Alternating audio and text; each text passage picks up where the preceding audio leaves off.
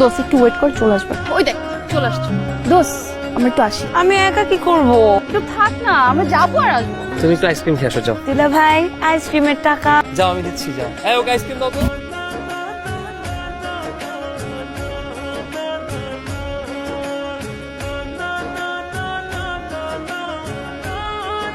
কি করছিলেন আপনি? একটা মেয়ের পারমিশন ছাড়া তার ছবি তোলা যে অন্যায়, এটা আপনি জানেন?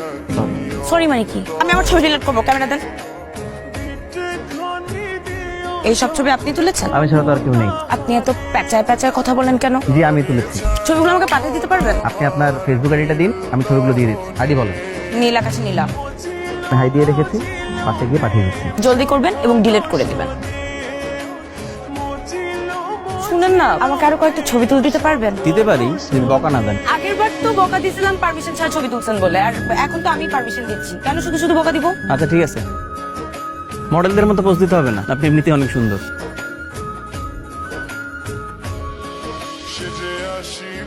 হ্যাঁ সুন্দর।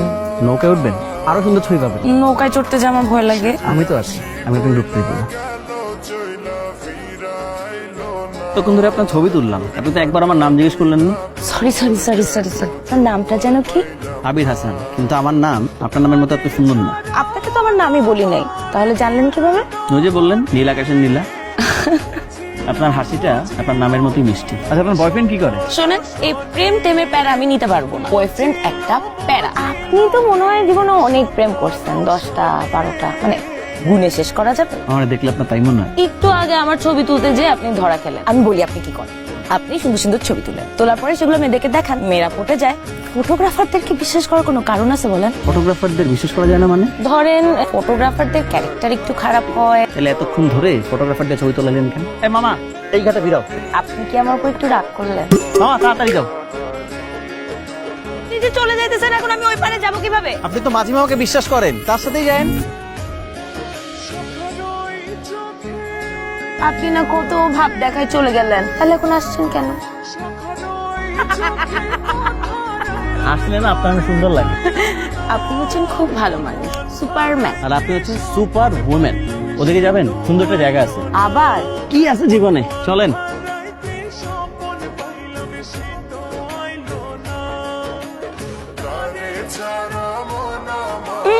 আমার সামনে যারা সিগারেট খায় তাদেরকে আমার একদম পছন্দ না। এই প্রথম আমাকে কেউ সিগারেট খেতে নিষেধ করলো, ছেড়ে দিলাম। আচ্ছা শোনেন, আমি আপনাকে একটা নতুন জিনিস শিখাই, এটা কাছে আনেন। ধোয়া উড়ানো নতুন পথ। চায়ের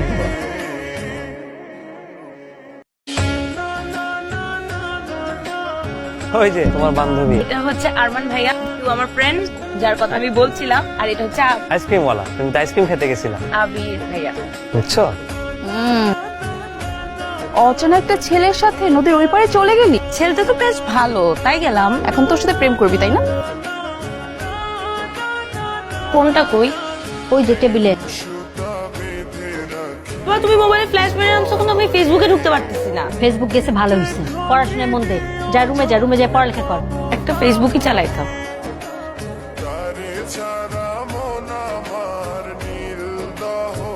পাসওয়ার্ডটা লিখে রাখবি না? কি জানতাম আমি ভুলে যাবো। এর জন্যই তো সবকিছুর দরকার আছে দোস্ত। তুই তো প্রেম করিস, আমি তো প্রেম করি না। এখানে তো একটা পার্থক্য আছে আমাদের।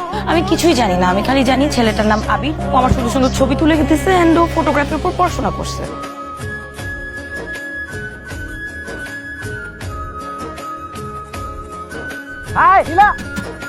সব ছবিগুলো এখানে আছে, আর আমি কিন্তু সব ছবি ডিলিট করে দিয়েছি। Thank you.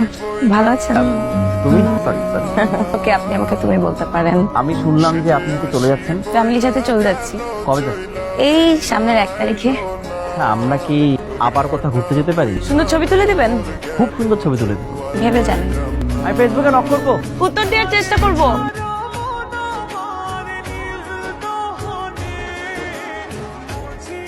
আপনি এভাবে তাকিয়ে আছেন কেন? তোমাকে আজকে অন্যরকম সুন্দর লাগছে, মনে হচ্ছে আকাশ থেকে নীল পরি আমার সামনে এসেছে। এভাবে বললে কিন্তু আমি চলে যাব। ঘুরতে যাবে না?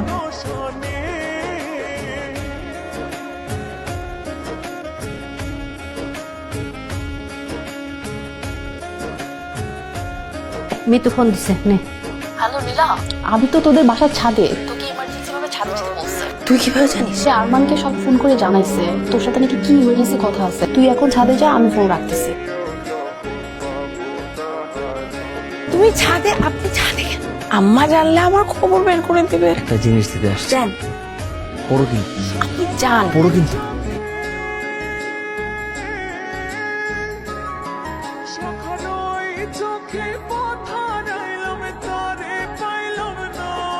এই না, তুমি এখানে যাওনি তুমি?